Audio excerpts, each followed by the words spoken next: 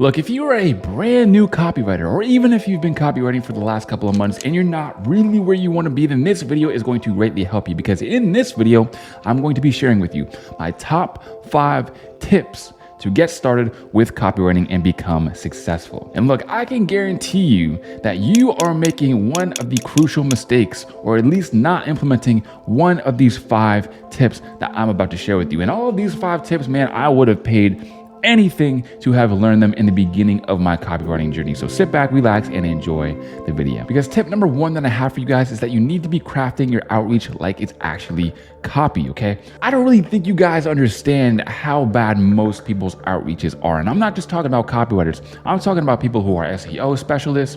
Maybe they have an agency. Maybe they have a video editing agency. Maybe they're a video editor. Maybe they're a thumbnail designer. Either in every way. Oh my goodness, it's always terrible, okay? It always starts with, hey, first name, and then they start telling you about themselves. My name is Joe, and I'm really good at editing thumbnails, and I looked at your videos, and I looked at your stuff, and you're not getting the results that you want. You're not getting the views that you need because your thumbnails are dookie, but hey, bro, let me come in and I'll make some thumbnails for you for 25 bucks each. What do you say we hop on a sales call? You just can't get much worse than that, okay? And maybe your copywriting, maybe your outreach isn't as bad, all right? But there are a few things that you need to keep in mind when you're outreach. First of all is the structure, okay? So we all know copywriting structures, and if you don't, then you need to go back and watch the full free 4-hour course that is on my YouTube channel, okay? Because in there we learn literally everything. I take you through structures, and I take you through a whole bunch of examples of these structures so that it is impossible so that you don't know what you're doing as a copywriter. But yes, your outreach should follow a structure. First of all, your outreach needs to actually disrupt people. It needs to get people's attention, all right? And of course, a lot of copywriters might know this, but they don't actually put this into practice when it comes to their outreach. Another way that you can start an outreach is by pointing out a problem that they may have. For example, just by pointing out the problem, hey, I signed up to your email list, or I downloaded your free lead magnet, and for whatever reason, it's been 3 days now and I haven't received any welcome emails. Are you doing anything with email marketing right now? Or do you have a newsletter that I could sign up to? Because this way, first of all, you're making a low barrier to answer, okay? A low barrier to answer essentially means that they don't have to tell you what their open rate is or their click rate or something complicated where they need to work to actually give you an answer.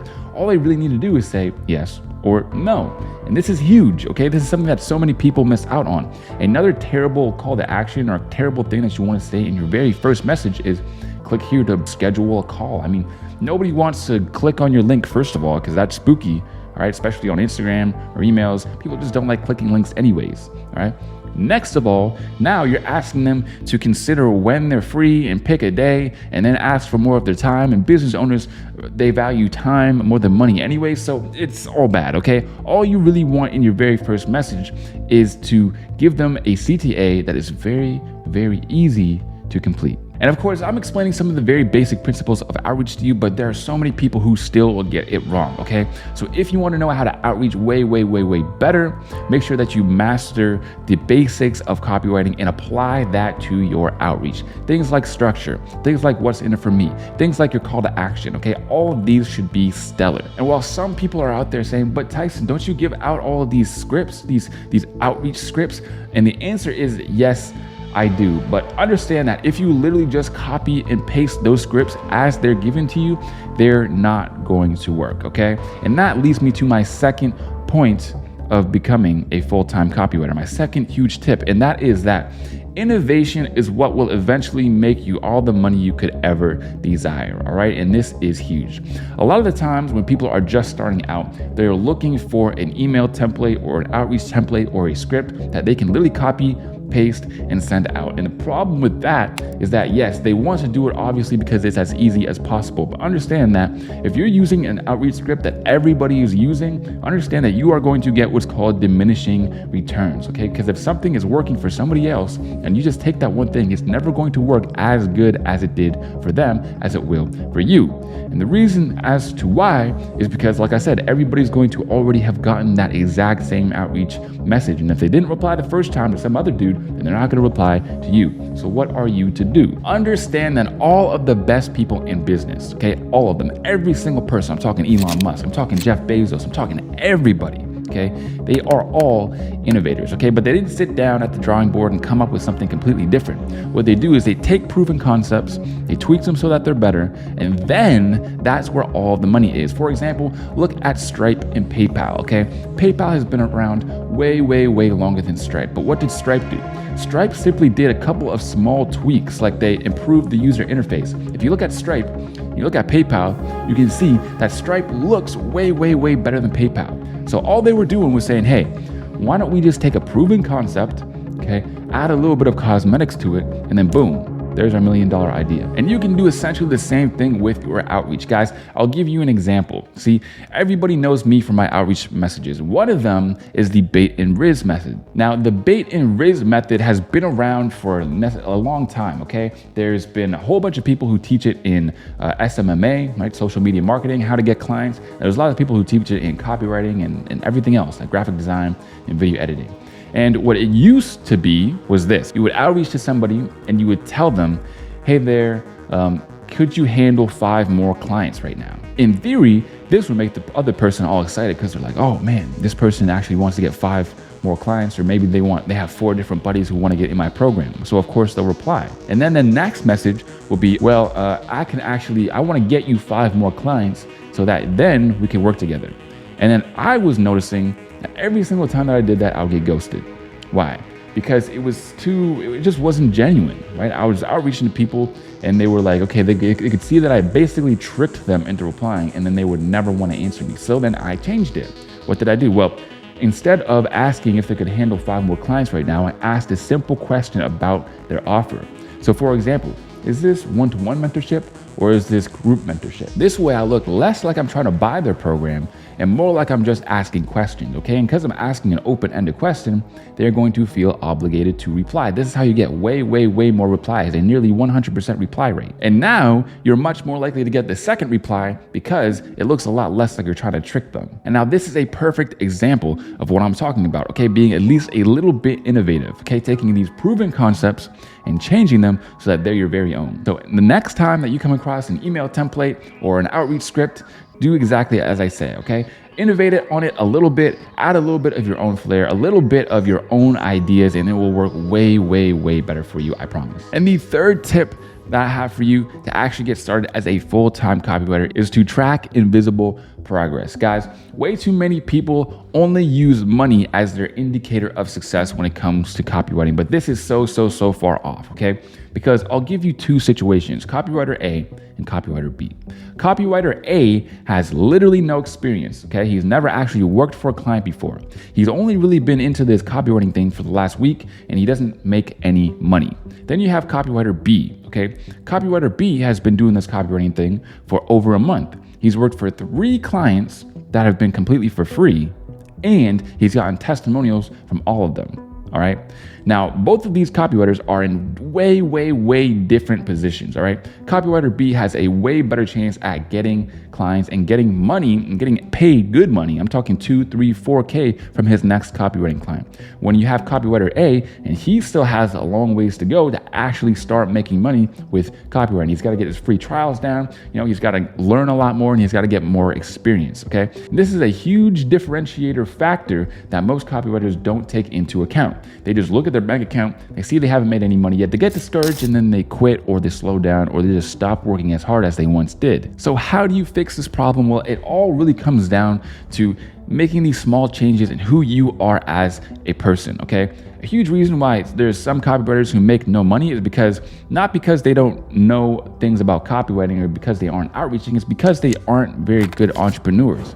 What I mean by that is that they're not that consistent, okay? They're not that punctual, and they're not focused on making themselves a better person. Invisible progress is things like your time in the game, okay? Somebody who's been doing it for a month is way closer than somebody who's been doing it for only a couple of days. Next off, of course, is your experience, okay? How many clients have you worked with in the past? Even if it was a free trial that didn't actually go anywhere, now you have so much more knowledge that you wouldn't have had otherwise. And last but certainly not least is your skill level and knowledge, okay? Guys, how good have you been getting at copywriting? When you upload a piece of your copy to the copy submissions tab in the Discord server that's free, okay, link down below, but when you submit your copy, you get less critiques okay? Because if you're getting less critiques or people are saying, you know what, this is a really good piece of copy, then you know that you're starting to level up. But if you submit your copy and people are basically just tearing it up and shredding it up and saying, yo, this copy is dookie balls, then you know that you got to go back to the drawing board and you got to get back and get better at your copywriting. Tip number 4 as a copywriter is to learn secondary skills. And this is something that I've been talking about since my debut on YouTube, okay? Learning secondary skills, because learning secondary skills is crucial to becoming a full-time copywriter who's actually making 6 figures. Because I want to explain to you what the difference between these 2 different types of copywriters are. Because when you go on things like Reddit, okay, and you ask them, hey, how much can I make as a copywriter? Or how much do copywriters make? They'll tell you something like, well, most copywriters make $40,000 a year. And they're not necessarily wrong, okay? Because if you're only going to show up and be told what to do, which is what most people want as a copywriter, then you're not really going to be able to earn that much, because all you're actually doing is writing the words in a document and sending it to people. That is only worth maybe $40,000 a year. Well, how do you become worth $100,000 a year? You have to be the big boss, okay? Now, you're not a copywriter. You are a money magician. You're the one who makes the money, okay? You're a one-stop shop for profit. That's who you want to be. You're essentially a growth partner, a growth expert, a digital marketer, okay? I coined the term copysulting, and this is something that I've been talking about for a long time, but essentially is the concept to where now you are not just showing up to write the copy. You are telling them, okay, here's how we're going to make this funnel work. Here's how we're going to do this lead magnet. Here's how we're going to set up the email automations from that lead magnet. Now you're a whole digital marketer. You have the skills to actually pay the bills. And this isn't just about doing more than a copywriter. This is about marketing yourself as more than a copywriter, okay? Because one of the worst things that you can always do is call yourself a copywriter, because this brings up so many objections right out the gate, okay? People are going to be like, okay, well, I don't really need a copywriter, or I can just get AI to do that. Instead of doing this, what you want to do is just market yourself as a growth partner, a digital marketer, a copysultant, for example. Now, a lot of people don't know what copysultant is, but you can just think of it in yourself, in your own mind, as, hey, I'm a copysultant. Sure, I specialize in writing the copy. I specialize in copywriting, but I can also do other things which will earn you revenue. And this is the difference between getting paid for what you do and paid for what you know. And of course, if you're looking to master outreach and actually get more copywriting clients that you can work with and actually apply these principles, then I urge you to go down in the description and get the free copy starter kit, okay? Because it comes with the ultimate outreach playbook, which has scripts, okay? It has outreaches, it has outreach methods, it has literally everything you need to get your first and next copywriting client. And of course, my tip number 5 for you guys is to outreach consistently and intense rather than outreaching just intensely and forgetting about the consistency part, okay? So be consistent with your outreach. Guys, one of the biggest problems that most copywriters have when they first start out is that they try to make up for consistency with intensity. So what they do is they say, okay, look, I want to get a client as soon as possible. So instead of doing, 50 outreaches a day, I'm going to try to do 100. I'm going to outreach so much that I'm going to outreach like 10, 12, 13, 15 hours a day. That way I have to get a client soon. But the biggest problem is that A, you're just not very good at outreach yet when you're first starting, okay? So all of those are usually going to be wasted efforts. And B, it's much better to come up with a schedule around outreach that you can be consistent around. So for example, if you could do outreach for 10 hours today and 10 hours tomorrow, but you don't think that you could do it every single day, then you shouldn't do it at all, okay? You need to do the exact same amount of outreach every single day. And then you can ramp it up just a little bit. If you're doing 10 outreaches every single day, then you can do 15 outreaches every single day or 20 outreaches every single day. But don't try to do 100 outreaches saying, well, I want to make progress twice as fast or 3 times as fast, because it's just not going to work like that. Look, the fact of the matter is that most people only have around 3 to 4 hours of deep work per day that they can access, okay? And if you're trying to outreach past the amount of deep work that you have, then you're going to lose out on efficiency. What I mean is you might be able to start out with 20 outreaches an hour. Okay, 20 outreaches in hour 1, 2, 3, 4. Hour number 5, now you're gonna be like, oh, well, I can only do 10 outreaches an hour because I have this brain fog, okay? I have this mental fog and I'm getting distracted really easily. The hour after, you can only do 5 outreaches. So you're really gonna be shooting yourself in the foot and losing out on your efficiency. So make sure that you are as consistent as possible with things like your outreaching, your studying, and your learning. Now, guys, if you want more free courses to level up your outreach and your copywriting game, I will throw them on screen here right now. I have a free 4-hour copywriting course, and I also have a whole playlist of free courses here on YouTube that you can check out after. Anyways, guys, that's it for today. And of course, I'm going to see you guys on the next one. Peace.